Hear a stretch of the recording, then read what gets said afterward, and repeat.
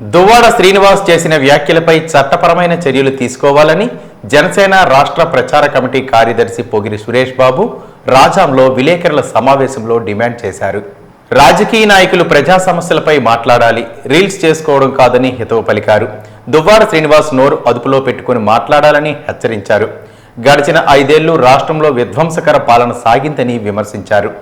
రాష్ట్ర ప్రజలు వైసీపీకి తగిన గుణపాఠం చెప్పి కూటమికి అత్యధిక మెజారిటీ ఇచ్చారని అన్నారు. చట్టం తన పని తాను చేసుకుపోతుందని సురేష్ బాబు మాస్ వార్నింగ్ ఇచ్చారు. కాకినాడ జిల్లాలోని పిఠాపురంలో ఈ నెల 14న నిర్వహించే జనసేన పార్టీ ఆవిర్భావ సభను విజయవంతం చేయాలని పిలుపునిచ్చారు. రాజాంలో ఆవిర్భావ సభకు సంబంధించిన పోస్టర్లను ఆవిష్కరించారు. గత ప్రభుత్వం వైసీపీ ప్రభుత్వం ఓడిపోయినప్పటికి కూడా కొన్ని దుర్మార్గ శక్తులు ఇంకా వాళ్ళలో పనిచేస్తున్నాయి.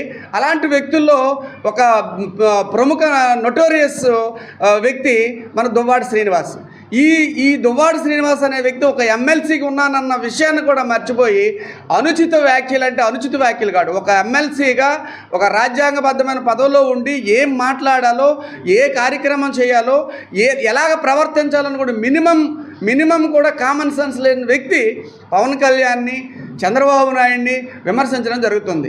ఈ మధ్యన జరిగినటువంటి విమర్శ ఏంటంటే నెలకి 50 లక్షలు చంద్రబాబు నాయుడు, 50 కోట్లు చంద్రబాబు నాయుడు గారు పవన్ కళ్యాణ్కి ఇస్తున్నట్టుగా ఆయన లేనిపోయిన ఆరోపణలు నోటికి ఎలాగొస్తే అలాగ మాట్లాడడం అన్నది జరుగుతుంది.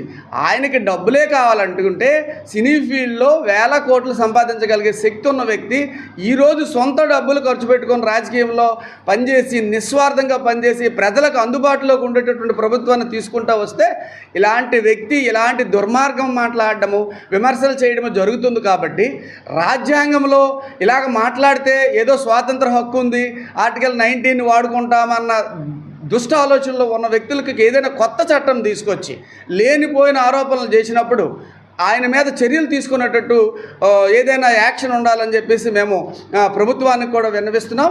ఇంకా ఈ వ్యక్తి మీద కూడా మేము ఫ్యూచర్లో చట్టబద్ధంగా ఏదైతే తప్పు చేస్తున్నాడో వాటికి సంబంధించి పోలీస్ కంప్లైంట్లు ఇస్తాం.